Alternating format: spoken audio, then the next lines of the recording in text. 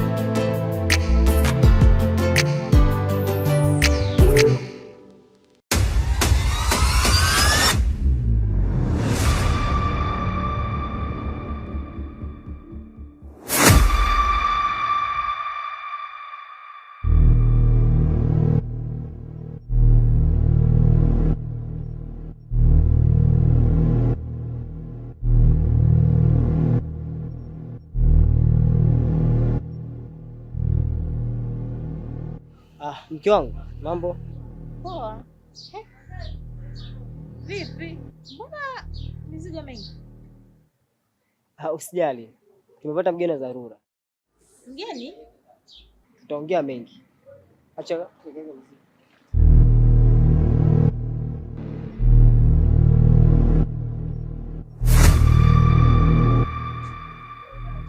Mlembo, mambo mzima wewe? Si mchezo, ni shangazi. Unajua nini? Nimekuelewa, wewe nimekuelewa. Ila tutaongea baadaye, ngoja nikapumzike. ongea baadaye.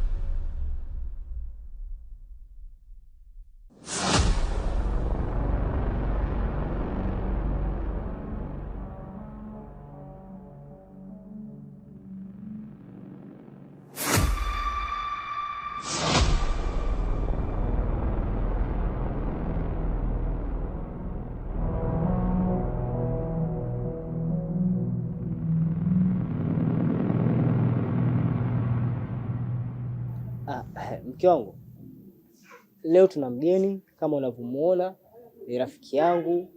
Kwa hiyo tutakuwepo naye hapa kuanzia leo mpaka siku tutakaposema anaondoka. Kwa hiyo ni rafiki yangu wa siku nyingi, anaitwa nani? Kiambata, mzee wa pakata kijificha na wasaka kiwapata ni mbata. Kiufupi Kiambata tu shemeji. Unaona hata jina lake lilivyokuwa zuri. Kwa hiyo anaitwa Kiambata. Kiambata. Kiambata? Naam. Huyu bwana ndo my wife. Rishangazi. Huyu ni mke wangu, huyu ni shemeji yako. Bwana umebahatisha. Yaani kwa mke tu ndugu yangu. Ndugu yangu unajua kuchagua. Yaani huyo mke kwanza ukimwangalia, kwanza si hadhi yako. Wanawake wana roho ngumu, wana huruma. Wanawake wana huruma sana ndugu yangu. Yaani mwanamke kama huyo anakuwa na kijana kama wewe. Tena dalali. Alafu sisi wenye pesa zetu hatubahatishagi hizo bahati. Ila mwanangu umebahatika, hamna shida. Nashukuru sana kukufahamu shemeji. Lakini huyo mke ana huruma sana. Yaani sijamaanisha hivyo unavyofikiria. Yaani umechagua mke mzuri. Ala. Mwanangu. Nje tu. Tuzungumze.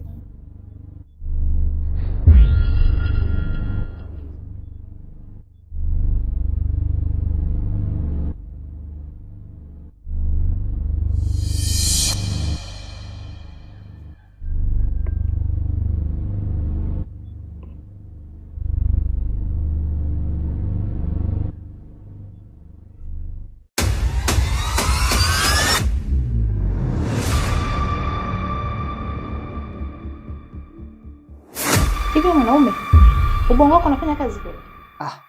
Kwa nini? Yule mtu ambaye alipotoka. Sikiza mke wangu. Huyu mtu ni rafiki yangu, tena mkubwa sana. Huo rafiki wewe na ule ulianza lini? Marafiki zako wote mimi najua. Mimi nakwambia rafiki yangu, sawa? Huko anatafuta chumba, sawa? Sasa nimehangaika lakini nimekosa chumba mke wangu. Nikaona nimlete kwanza nyumbani hapa, akae siku chache afu mimi huku naendelea kumtafutia chumba taratibu, akipata aondoke. Kwa hiyo ndio nyumba yake. Hebu nielewe basi. Alafu nimekwambia maswali tutaongea baadaye. Mbona nikwambishi? Simtaki. Sikiza mke wangu, sawa? Naomba tu unielewe. Mimi nakupenda sana mke wangu. Nakujali na ndio maana uko hivi ulivyo mzuri, sawa? Sasa naomba tu tumweke tu kwa siku chache alafu ataondoka zake. Simtaki.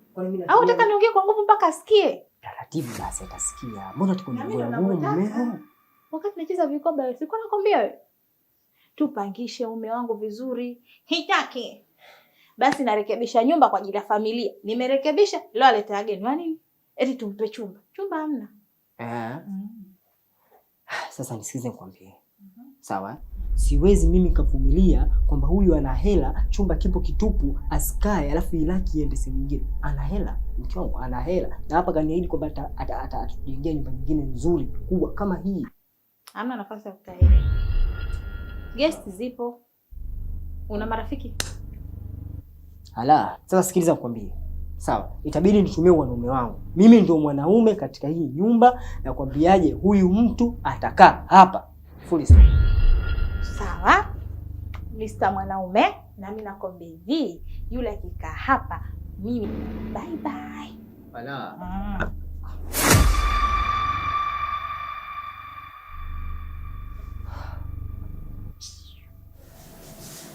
Karibu. Asante sana.